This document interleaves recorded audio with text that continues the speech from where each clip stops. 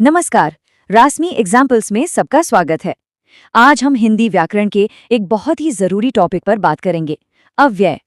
ये वो शब्द हैं जो कॉम्पिटिटिव एग्जाम्स में अक्सर कंफ्यूज करते हैं, लेकिन इन्हें समझना स्कोर करने के लिए बहुत इंपॉर्टेंट है। तो चलिए आज इस टॉपिक को एकदम आसान बनाते हैं। स्क्रीन पर इन शब्दों को जरा देखिए, आज, अंदर और वाह। सोचकर बताइए इन सारे शब्दों में ऐसी कौन सी एक कॉमन बात है। यही छोटा सा सवाल हमारे आज के टॉपिक का बेस है और इसका जवाब है कि ये शब्द कभी भी नहीं बदलते। जी हाँ, बिल्कुल, इन्हें ही अव्यय या अविकारी शब्द कहते हैं। मतलब इन पर जेंडर, नंबर या टेंस यानी लिंग, वचन या काल का कोई असर नहीं होता। सिचुएशन कोई भी हो, ये शब्द हमेशा सेम टू सेम रहते हैं। तो आज हम क्या क्या देखने वाले हैं? सबसे पहले अव्यय का एक इंट्रोडक्शन लेंगे, फिर इसके सभी टाइप्स को डिटेल में समझेंगे, कुछ एग्जाम में आए हुए सवाल सॉल्व करेंगे और आखिर में करेंगे एक क्विक रिवीजन। तो चलिए शुरू करते हैं अव्यय के परिचय के साथ। समझते हैं कि इसका मेन कॉन्सेप्ट क्या है। देखिए, अव्यय का जो सबसे बड़ा रूल है वो है स्टेबिलिटी। मतलब ये अपनी जगह से हिलते नहीं हैं। जैसे एक सेंटेंस है, लड़का धीरे धीरे चलता है। अगर हम कहें लड़की धीरे धीरे चलती है तो यहाँ सब्जेक्ट का जेंडर बदला, वर्ब भी बदला, लेकिन धीरे धीरे शब्द पर कोई असर नहीं हुआ। वो वैसा का वैसा ही रहा। बस यही अव्यय की पहचान है।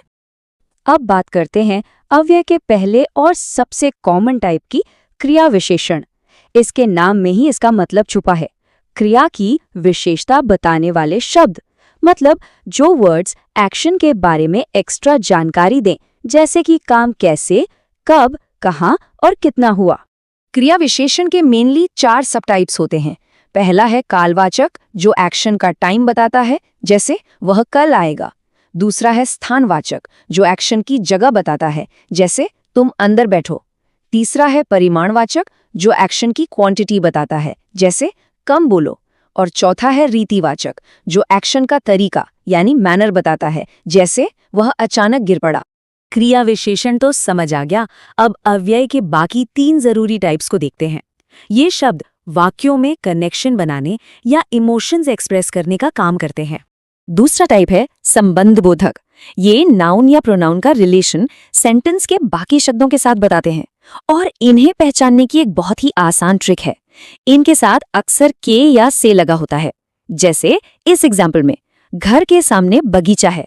यहाँ के सामने घर और बगीचे के बीच का रिलेशन बता रहा है। तीसरा टाइप है समुच्चय बोधक।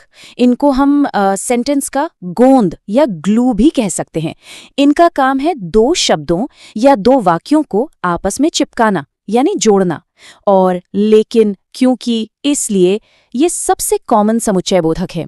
जैसे राम और लक्ष्मण वन गए, यहाँ और ने राम और लक्ष्मण को जोड़ दिया। और चौथा आखिरी टाइप है विस्मयादि बोधक। ये शब्द हमारे मन की सडन फीलिंग्स जैसे हैरानी, खुशी या दुख को दिखाते हैं। इनको पहचानना तो सबसे ज्यादा आसान है। क्यों? क्योंकि इनके बाद हमेशा एक एक्सक्लेमेशन मार्क ये लगा होता है, जैसे कि वाह क्या शॉट मारा है। तो थ्योरी तो क्लियर हो गई। अब देखते हैं कि इन कॉन्सेप्ट्स को असली एग्जाम के सवालों में कैसे अप्लाई करना है। चलिए कुछ प्रैक्टिस क्वेश्चन करते हैं जो पहले की परीक्षाओं में आ चुके हैं। पहला सवाल, वो धीरे धीरे चलता है। इस वाक्य में धीरे धीरे शब्द क्या है? ध्यान से सोचिए, ये शब्द हमें किसके बारे में बता रहा है? इसका सही जवाब है ऑप्शन बी, क्रिया विशेषण। क्योंकि धीरे धीरे शब्द चलता है यानी क्रिया के होने का तरीका बता रहा है। दूसरा सवाल है, अरे तुम यहाँ कैसे? इस वाक्य में कौन सा अव्यय है? इस सेंटेंस में एक बहुत बड़ा क्लू छुपा हुआ है, उस पर जरूर ध्यान दें। बिल्कुल सही, इसका उत्तर है विस्मयादि बोधक। अरे शब्द और उसके बाद लगा एक्सक्लेमेशन मार्क, ये दोनों ही साफ साफ हैरानी का भाव दिखा रहे हैं। तीसरा प्रश्न, राम और श्याम मित्र हैं। इस वाक्य में और शब्द क्या काम कर रहा है?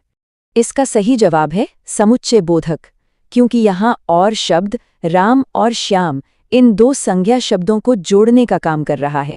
और ये रहा आखिरी प्रैक्टिस क्वेश्चन जो सीधे सीधे अव्यय की परिभाषा से जुड़ा है। इन चारों ऑप्शंस में से अविकारी यानी न बदलने वाला शब्द कौन सा है? सही उत्तर है आज, क्योंकि सुंदर का सुंदरी हो सकता है, वह का वे हो सकता है और कुत्ता का कुत्ते या कुतिया हो सकता है। लेकिन आज शब्द किसी भी हालत में नहीं बदलता, वो हमेशा आज ही रहता है। बहुत बढ़िया। चलिए अब इस पूरी चर्चा की सबसे जरूरी बातों को फटाफट से एक बार दोहरा लेते हैं, ताकि सब कुछ दिमाग में अच्छे से बैठ जाए। तो याद रखने वाली सबसे जरूरी बात यह है कि अव्यय वो शब्द हैं जो लिंग, वचन या काल के हिसाब से नहीं बदलते। इसके 4 मेन प्रकार हैं: क्रिया विशेषण, संबंध बोधक, समुच्चय बोधक और विस्मयादि बोधक। और इन्हें पहचानने की शॉर्टकट ट्रिक्स भी याद रखनी है। संबंध बोधक के लिए के या से देखें और विस्मयादि बोधक के लिए एक्सक्लेमेशन मार्क यानी एक्सक्लेमेशन देखें। तो अब जब अव्यय का कॉन्सेप्ट पूरी तरह से क्लियर हो गया है, तो एक सवाल उठता है, क्या अब से अपनी रोज की बातचीत में या कुछ पढ़ते हुए इन अव्यय शब्दों को पहचाना जा सकता है? अगली बार जब भी कुछ पढ़ें या लिखें, तो इन न बदलने वाले शब्दों पर गौर जरूर करें।